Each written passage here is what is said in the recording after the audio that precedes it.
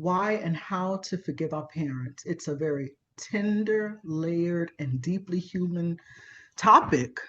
And just hearing that phrase, forgiving our parents, can bring up a lot of resistance, sadness, anger, guilt, confusion, even loyalty conflicts. So let me say this clearly right from the start. Are you ready? Forgiving your parents does not mean excusing harmful behavior. Let's get that out of the way. It does not mean pretending things didn't hurt. And it does not require reconciliation, closeness, or access.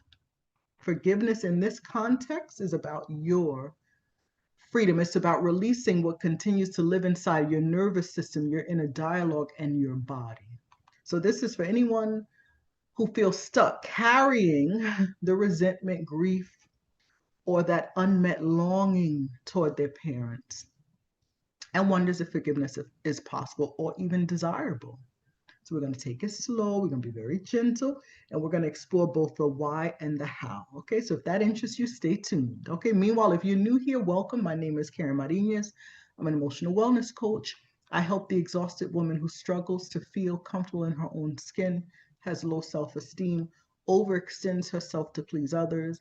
But you stick with us, I'll help you learn how to prioritize your well-being and find passion, peace, and purpose. Okay? So I ask of you to please subscribe if you're not already subscribed. And that helps us to get this message out to others. Okay? So, why forgiving our parents is so difficult? It's uniquely hard because parents are our first attachment figures. They're the first people we meet in the world from the womb. They shape our sense of safety, our worth, how we understand love, how we learn to regulate emotions. And when the people who were supposed to protect, attune, or guide us instead of hurt us through neglect, criticism, emotional absence, control, or abuse, the wound runs deep because it's like our birthright to have, first of all, two parents, but also two loving parents, connected, concerned, protective. That's what we deserve. And we know that. So when we don't get it, the wound is very deep. So many adults say, yeah, but they did the best they could. My parents are good people. I have a lot of clients when we start working, some can't handle talking about their parents. No, no, no, no, no. They did the best they could. I still shouldn't be upset with them. Look, other people had it worse. Have you said those things? Have you heard other people say those things? I hear it a lot. It's almost like a guilt for even daring to say something against my parents. How can I talk bad about my parents? But minimizing your pain does not heal it. And another layer that complicates forgiveness is loyalty. And you think, but isn't loyalty good? As children, we needed our parents to survive. That dependency often turns into an internalized loyalty, even when they harmed us. Because they're our parents, we have no other. So we feel guilty for being angry. We feel shame for wanting some distance, some space. A lot of times, the space is needed so we can heal. It's not necessarily I'm detaching myself from you forever.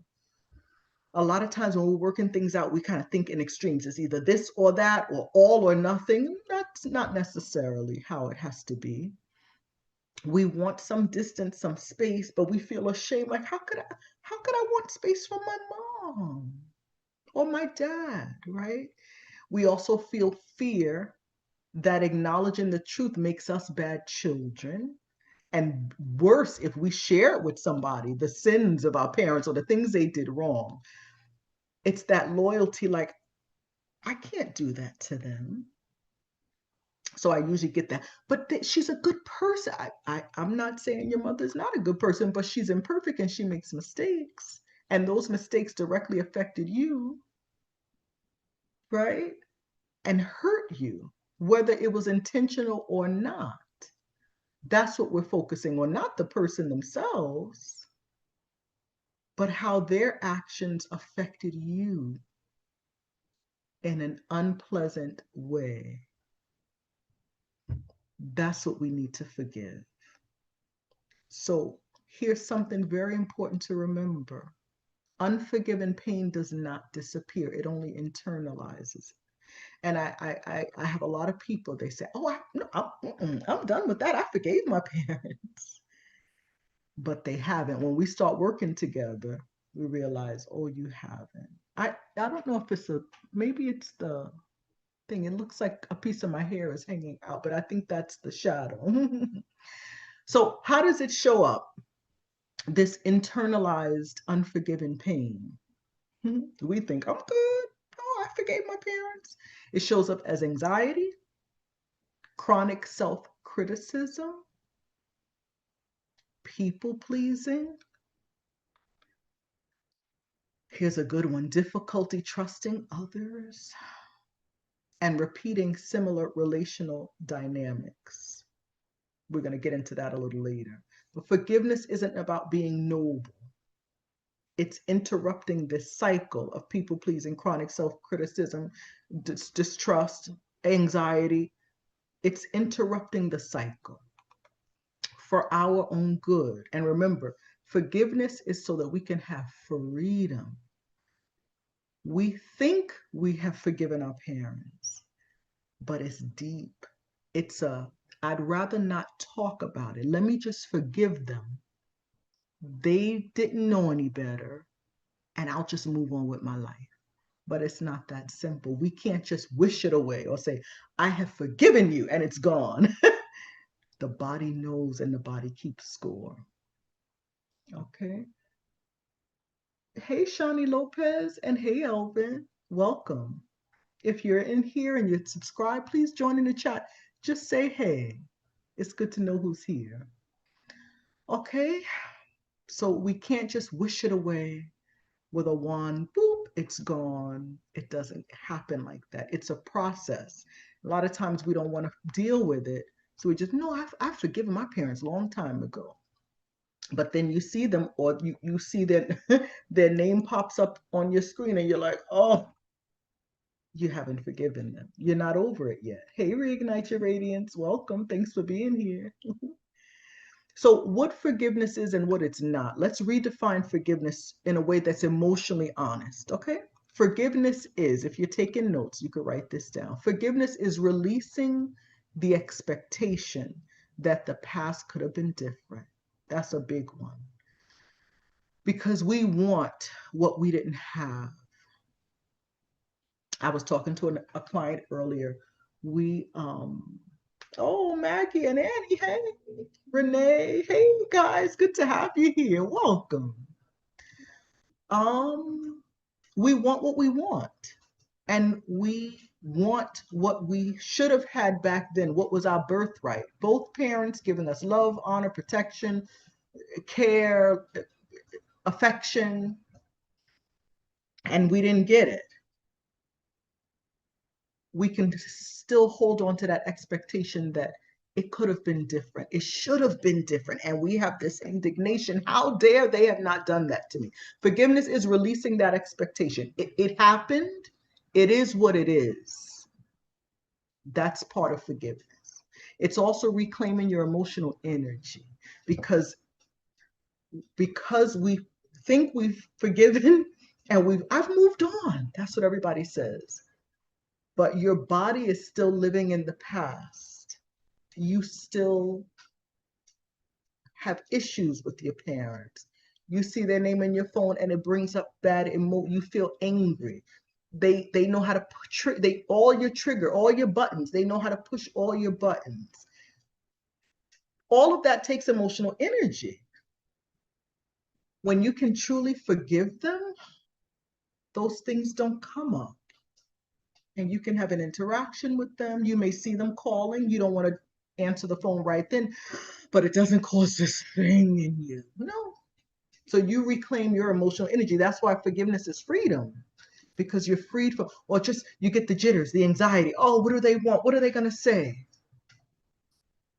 Forgiveness rids you of that and you reclaim your emotional energy. Okay. Forgiveness also loosens the grip, listen to this, of resentment on your nervous system. Yeah. Our poor nervous system feels everything. And even the things we blocked, oh, I don't remember. Your nervous system does. You can't hide. And that resentment, but my mom is a good person, or she meant well, yeah. But you still hold that, I can't believe she did that to me in your quiet moments. Or maybe that makes you feel so terrible, you block that too, you squash it, but it's there. And that's why the anxiety comes up, the nervousness, the people pleasing, just to have everybody around us calm. So when we forgive, we loosen that grip of resentment. Resentment does not feel good here, and we feel it in our nervous system. Forgiveness is also choosing not to let that wound keep defining you. What wound? It could be abandonment. It could be injustice, rejection, right? But we stop letting that define. That's what happened to me. It's not who I am today. My mother chose to leave me and let my grandmother raise me. That was a choice she made. She had her reasons for it, but it doesn't define me as a worthless person, as someone that didn't earn the love of my mom, and because of that, she flew away. Mm-mm. And then when I have a friend that doesn't call me for a few weeks, and I see on Instagram that she was hanging out with her other friend, that abandonment comes up, and I'm angry. There's that wound again. It defines me because I haven't processed the past and forgiven it. So when we forgive, we choose to not let the wound keep defining us. Freedom. What forgiveness is not, it's not denial. A lot of people are like, no, it didn't even happen. It's not forgetting. Oh, I don't even remember. I blocked that. That's not forgiveness. It's not necessarily reconciliation, because what if the person is not even available? What if the parent is deceased? Forgiveness is not necessary reconciliation. It may not even be possible, or the parent may not be willing to reconcile. And forgiveness is not condoning harm. Well, he did that. My dad, but no. If it was wrong, it's wrong. That's not what forgiveness is. You can forgive and still say that was not okay. Or, I need boundaries. As I always say, every relationship needs boundaries anyway. Or I don't want a relationship with that person because they still harm me in a way that now, like, it's intentional. I realize he can't help himself. So you know what? I better just protect myself. But forgiveness is an internal process. It's not a performance for others. It is an internal process, and it takes time. It cannot be rushed, especially depending on how deep the wound is. Please don't try to rush it. But let me just get the no. We can't skip over what happened. No, we got to dig in. And that takes courage and it takes time. And it often happens in layers. You may forgive one aspect of something that happened in your childhood and later realize, oh, there's another layer to that. That's completely normal. And sometimes people forgive, okay, I'm done. Then something pops up and it's like, wait a minute, what just happened here? I'll give you an example. You may forgive your dad because he was aggressive towards you and your mom when you were a child. Okay, you work through it. That's what he saw in his home. That's how my grandfather was. That's what he grew up with. He hated it, but he did it again. And he did that, and he victimized me and my mom. But I can forgive him for it because I realized he didn't know better. And I acknowledge how it affected me and all those things, how it makes me uneasy, right, around certain types of people. But maybe a year later, you realize, wow, because my dad treated me and my mom like that, I chose this husband that I have. He postulates himself, he gets aggressive, his voice, his tone of voice, and he's like, no, this is just how I was raised. This is just how I talk. But you're like, wait, there's a connection here. Or you work with Coach Karen and you realize, oh, there's a connection here. That didn't scare me when we were dating because I'm so used to it. I didn't realize that even though I didn't like how my dad treated me and my mom like that, I was attracted to a man that has that same aggressive behavior. And then that causes you anger because you're like, if he wasn't like that, I wouldn't be in this situation. I wouldn't have chose this guy. Now I'm stuck. There's another layer that needs to be forgiven because now it's still affecting your life. It's not just in childhood.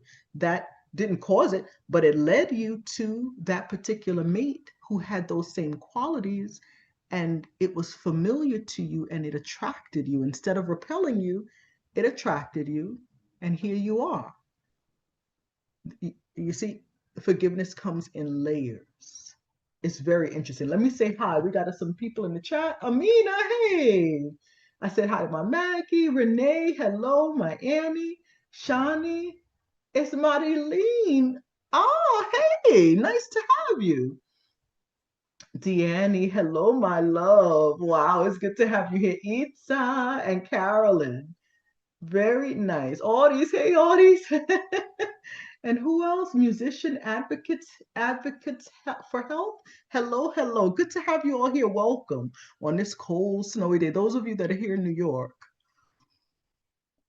it's freezing outside, and all the surrounding Jersey area, all that Massachusetts, PA. Then we have our Florida people and our Texans in the house, and it's a little warmer there, a whole lot warmer in Florida, which is nice. All right, so happy to have you all here. So you see how forgiveness happens in layers, and we have to be willing to give ourselves time to go through the layers. Cannot be rushed, but it's worth it because it means freedom, right? So let's talk about that, how forgiveness benefits you, because you're the one here. You want some freedom from this. Holding on to resentment is exhausting, right? It pulls on you, it's draining. It keeps the nervous system in a state of threat, on high alert. Something's wrong, something's going to happen. So when we don't forgive, part of us stays emotionally tethered to the past, waiting for, look at this, an apology. Let me know in the chat. Imani, hey Imani. Thanks for letting me know who you are. I'm like, oh, we got somebody new. Thank you for identifying yourself. Can you share in the chat? And I won't call you out. I'll just, by name, but what keeps you tethered to the past? Is it waiting for validation, an apology, or repair that may never come from that parent or those parents? It could be one, it could be both parents that failed you. Validation? What are you waiting for? Validation, apology, or repair? When we don't forgive, part of us is stuck back there waiting for that. One of those three things. Two people said apologies, yeah. And what if the person just isn't willing to apologize? Look, another apology, yeah. Or what if they're deceased and we can't they can't apologize? Does that mean that we just stay stuck there? Repair and validation, yeah. Just to say, I'm I did that. Yes, I acknowledge I did that and I'm so sorry. And let's work on it. Let's do something about it. Let's do better. I'm going to do better. It would be nice. Acknowledgement and apology, yeah. That's that little girl, little boy inside of us waiting for validation or acknowledgement of the hurt, yeah. That's that baby girl, baby boy inside, or 3, 5, 10 years old, remembering what happened and longing for that person to come and say, I am so sorry. Some people are fortunate enough to get that. Ooh, and it's sweet. It is. In our last class, the T5P class, one of the students, she had an amazing reconnection with one of her parents, and they were just able to talk about everything, and she got clarity on why her parent had made those decisions, and she was able to express herself, but how those decisions affected me. And you didn't. And the mom, the mom. Okay, I'll just say it. The mom was. She had no idea, and she apologized. But it's rare. It's rare. Oh, Angelita Piche, hi, good to have you here. First time, welcome. Candida, drinking ginger tea and learning more. Thank you, Coach Karen. Good to have you here. Ginger tea is perfect. Angelita, if you're not in my emotional wellness chat on WhatsApp, please join. The link is in the chat. All right. So when we don't forgive, we stay tethered to the past emotionally, waiting, just waiting. And that those things, validation, apology, or repair, may never come. They may never come. But forgiveness allows us greater emotional regulation, less reactivity. We're less explosive, less buttons to be pushed from the past, whether by a parent or by our mate or by our friends or our coworkers. Sometimes we're in the job and the people we work with are mirrors to the environment we grew up in as a child. It's amazing. We're attracted to, and it's all in our subconscious, we are attracted to what was left unresolved in the past, and we're trying to work it out. Our friends can be replicas of the parents that, the part of them that did us the harm, and our close friends reflect all of that because our subconscious is trying to fix it. So we repeat these things. Our mate is a replica of mom or dad. And it's because the subconscious, like, if I can fix this person now in the present, it'll heal that from the past. It's not true. But that's why the girl that grows up with an alcoholic parent usually, a lot of times, marries a man who's an alcoholic. And you say, how is that possible? Because her subconscious can sense it and is attracted to him. So when we forgive, less reactivity, more self-compassion, clearer boundaries. All right. And many people notice that as they forgive, their inner critic even softens. That inner dialogue can be lethal, aggressive, nasty. And we're doing it to ourselves. But when we learn to forgive and we go through the process, our inner critic softens. It's because the voice we turn inward is often the one we've internalized outward. So if I'm feeling resentment and anger, I'm going to turn that onto myself. But if I feel lighter, freer, I'm happy, I let go of that resentment and anger, then I could be softer to myself as well. So forgiveness also helps us stop the repetition of the damage. But we have to be aware of it. Once we're aware of it, then it's like, oh, I see it. Hopefully, even tonight in this discussion, you're seeing certain things like, wow. Because when wounds stay unconscious, we just keep replaying them. My dad was an alcoholic. I have friends who are alcoholic. I married a man who's an alcoholic. it keeps,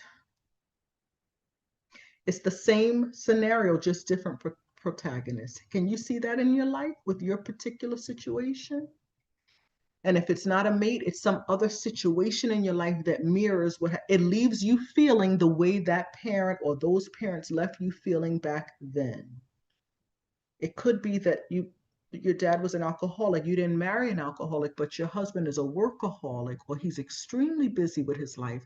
And just as you felt lonely, you wanted your daddy back then, and he hardly was available emotionally for you. Your husband leaves you feeling lonely because he's not emotionally available to you. Do you see it? Give me a thumbs up in the chat if you could see that connection.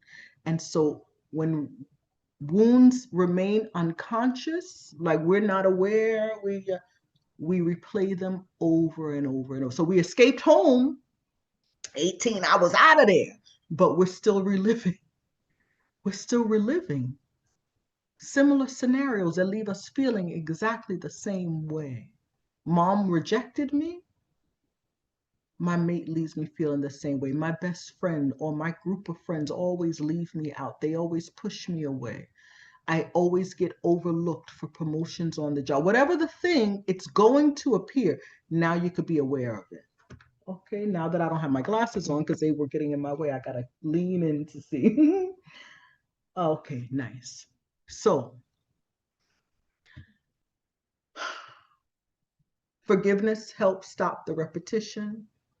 Forgiving your parents is often less about them and more about you becoming the parent that you needed. And we've talked about that before, you reparenting yourself, you giving to yourself what you needed back then as a child from your parents, whether it was love, attention, care. Did mom not take the time to cook a meal for you and feed you? So then you choose not to feed yourself. This happens. She neglected you, you neglect yourself, even with personal body care. Yeah, whatever.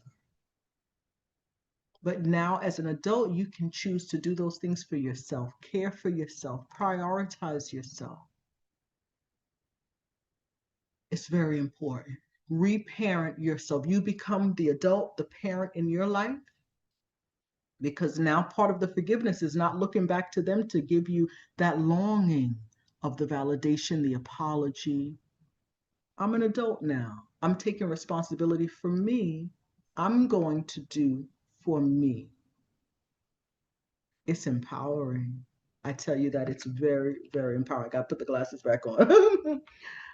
All right, Candida, give yourself validation. I learned you from my personal coaching sessions with you, Karen. Yes, it's so important. It's a yes, I see it. I'm glad. Renee says, wow. Audie gives thumbs up. Maggie says, amen. All right, so we're getting it. We're seeing the picture, right? That's what I want. I want you to see the picture. See, and after we finish this week, I want you to think about the next few weeks, connecting what happened in the past to what I'm going through right now.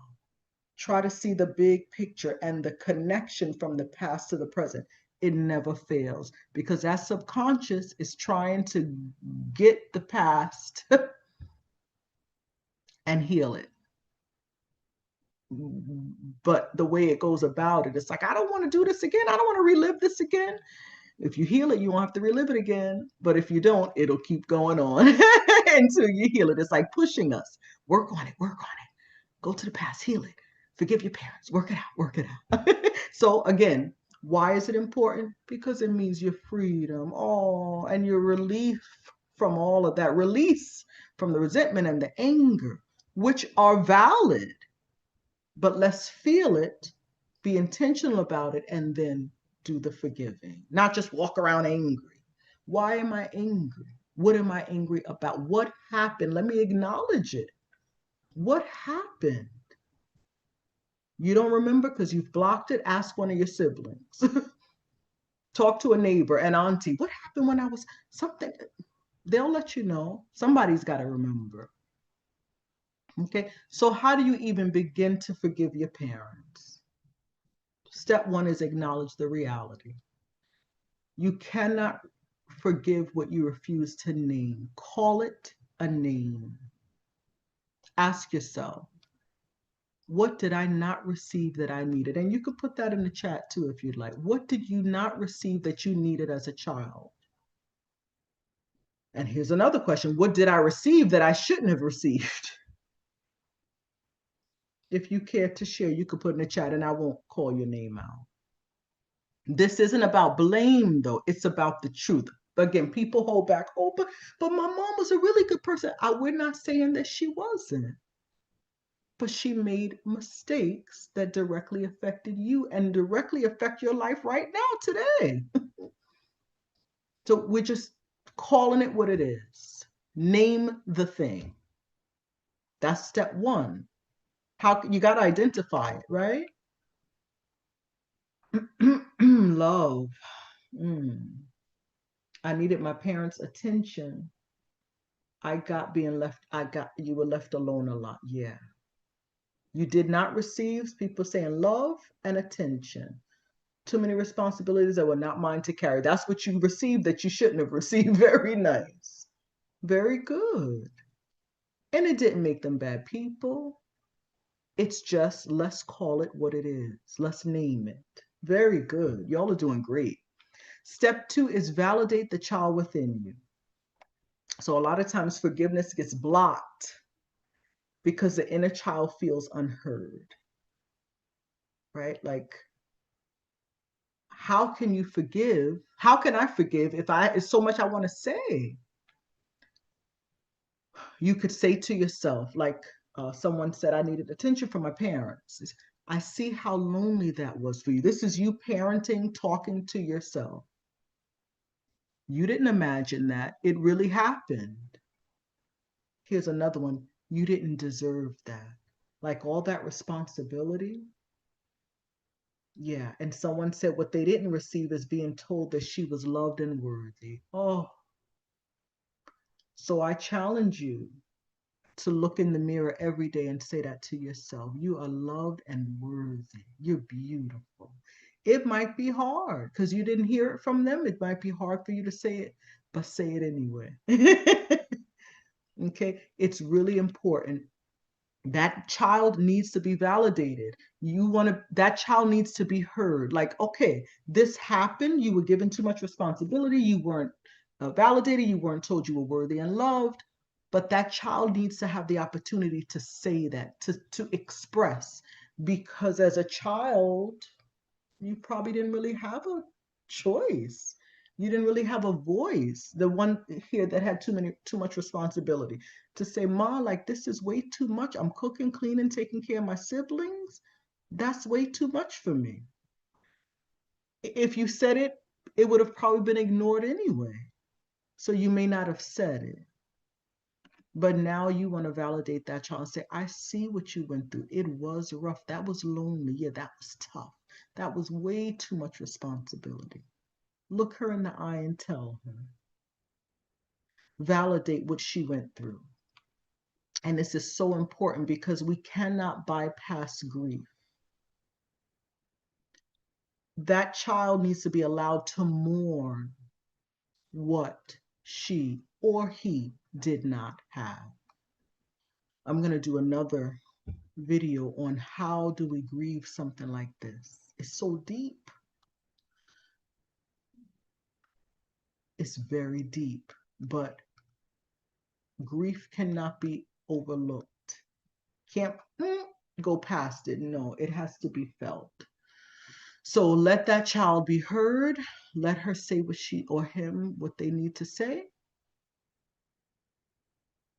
And then you sit in that.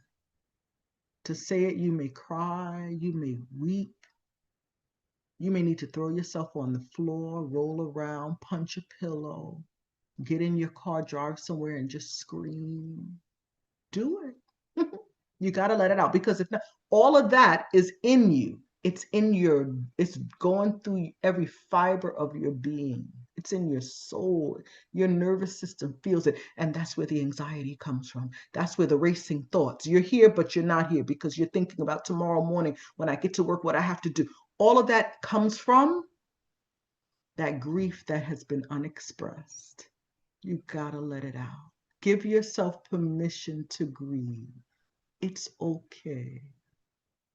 What could have been, what should have been. That's my birthright. I'm entitled to this. I didn't get what I wanted. How dare they? The anger. Let it all out. That's part of the grieving process. All right?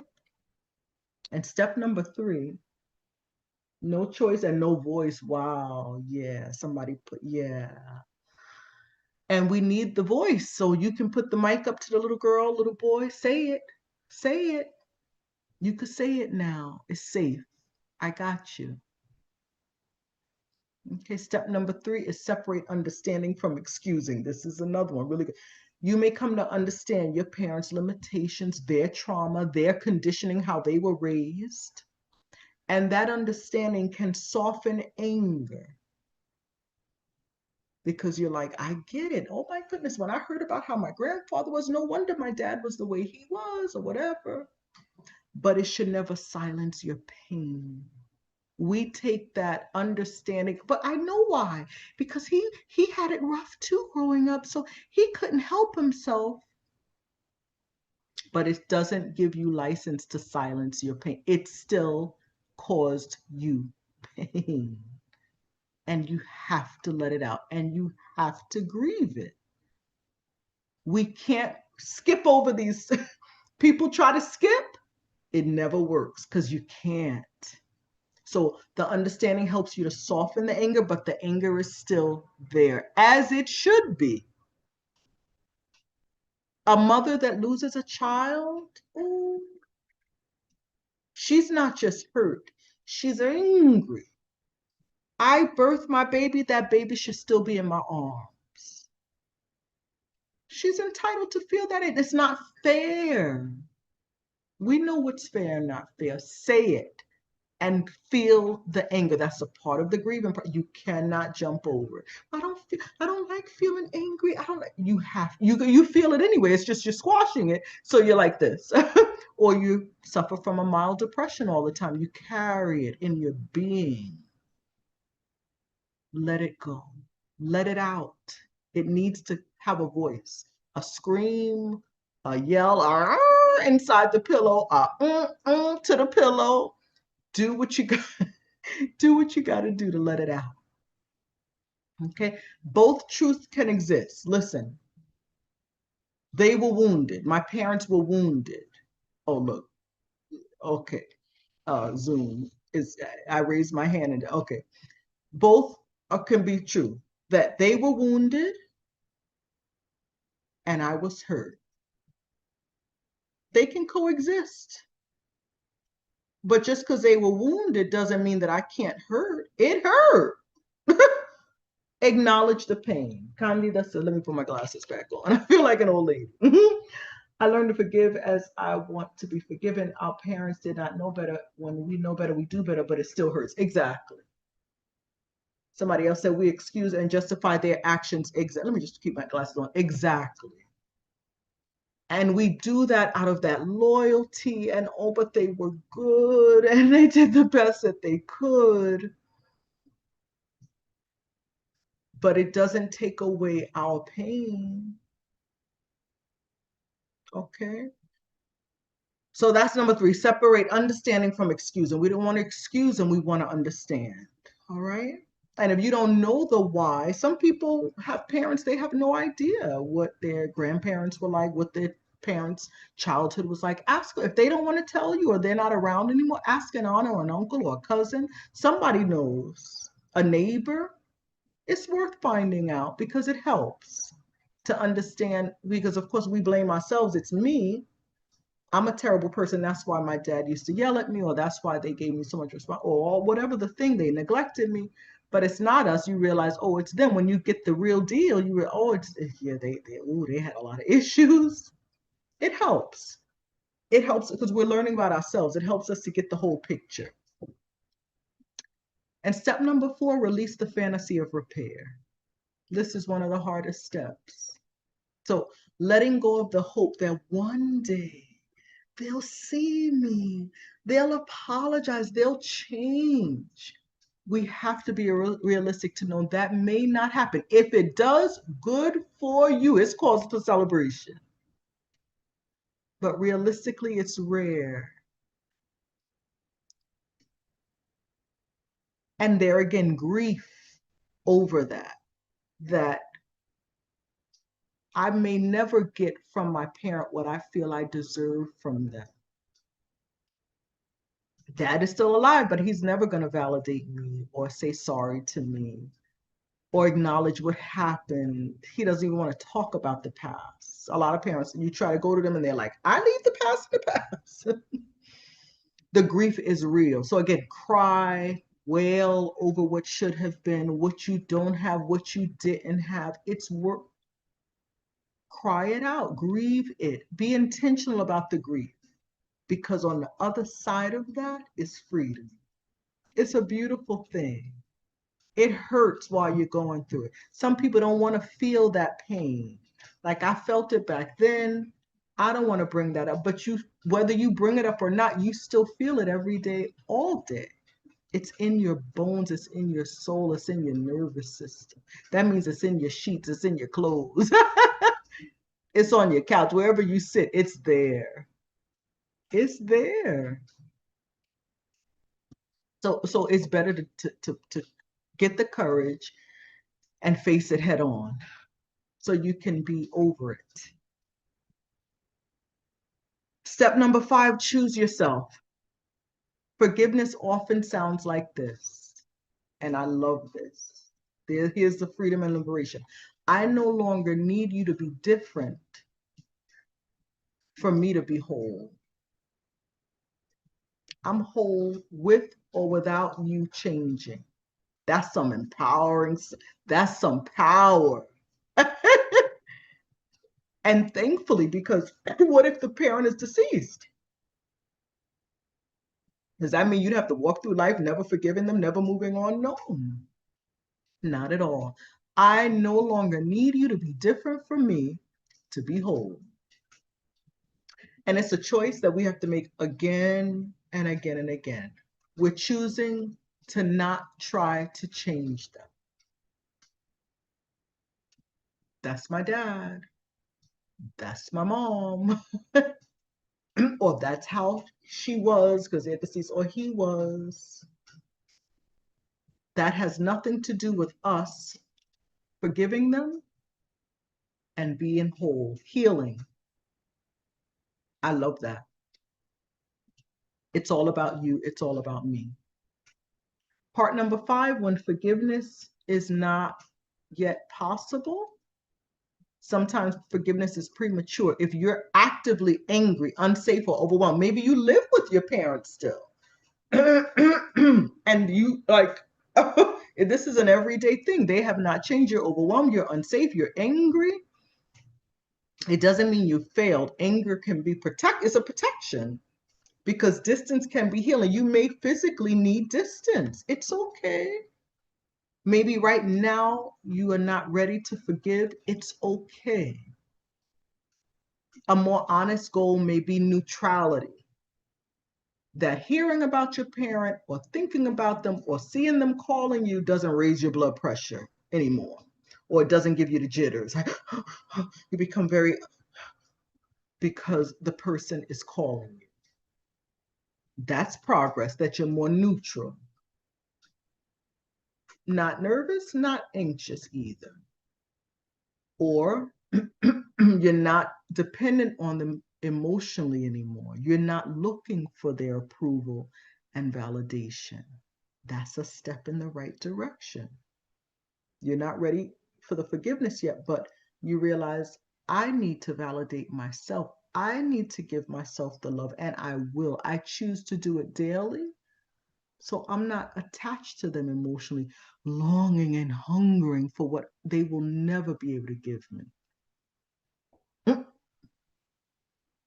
And also, it can look like more compassion for yourself instead of poor them. Oh, but if you knew his past, my poor dad. No, poor me. What I suffered. And now I'm kinder to myself, more compassionate to myself, because I realize I didn't deserve that.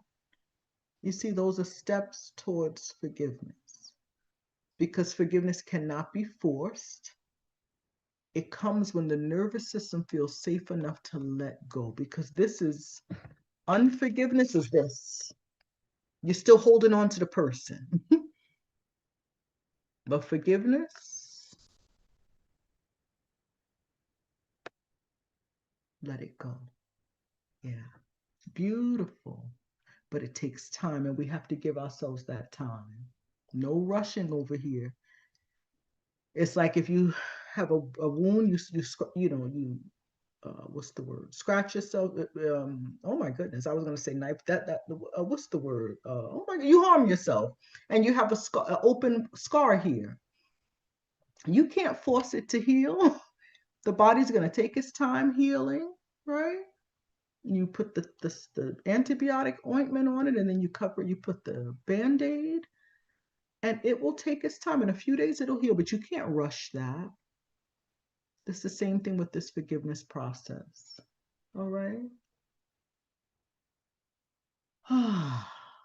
So I want to leave you with this reflection, something to reflect on. Forgiveness is not something that you give to your parents. This is interesting, because some people hold back because of that too. If I forgive them, they'll think everything was okay. No, no, no. It's not a gift to your parents. It's a gift to yourself, because you're allowing yourself to honor your story. You're allowing yourself to grieve what never was, what should have been. You are allowing yourself to choose peace on your own terms, whether that means distance, the certain boundaries, whatever the thing, whatever the thing. Someone said, poor me is right. So we can stay stuck there and poor me. Or we could say, you know what? I'm just going to let it go. I'm going to work through these things, these steps, forgive him, let him go. And I'm going to empower me and give myself the love and care that I deserve and want. It's in my hands from now on. Yeah. And stop looking to them for something that not only may they not want to give it, but they may not even be capable of giving it to us. How can a parent give you love and validation if they don't love and validate themselves? Or they never receive love and validation. They can't give what they don't have. So you give it to yourself. It's so important. So let's end with a gentle affirmation. You could say it out loud, or you could say it in silence. I acknowledge my pain without judgment. My pain. Remember, we're going to name it, we're going to say it for what it is. I release what no longer serves my healing. I'm allowed to move forward, even if others do not. That's a big one, because as we start healing, a lot of times the people that we love don't want to come along with us on the journey. And we start leaving a lot of people behind. That's life, right? Everybody makes choices. And here's another one. I choose my freedom one step at a time. It's empowering. Very, very empowering. So I appreciate you for being here. I encourage you to be gentle with yourself. We talked about a lot of things today. Good, juicy stuff. I told you it was going to be juicy. Remember, healing unfolds exactly as it's meant to. Just like that, you cut yourself. That was the word I was looking for. It will heal as it heals. We cannot rush it. The scab will come. It may take days. We take the Band-Aid off. It's still a little sore.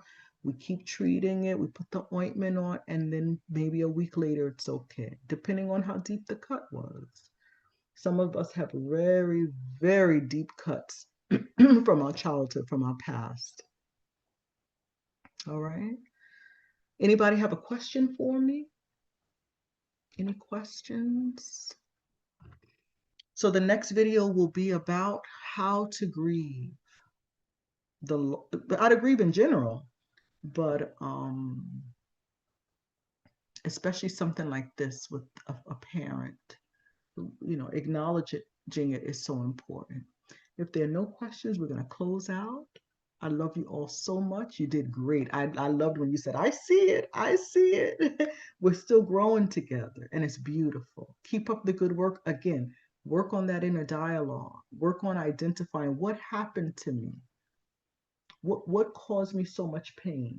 All right. Oh, Elvin, thank you. He said, remember to hit the like button. Reignite Your Radiance is very juicy. Thanks, Coach K. Candida. Will take years unless we get emotional health help. Very important. I have a question, but this is probably a question for the group chat. Okay. Oh, okay. So you want me to open it? Are you trying to say for me to open up the group chat? Annie, bye, my love. I will open up the group chat afterwards and we'll see what Itza's question is. All right. Big hugs to you all. And I'll see you soon. Bye.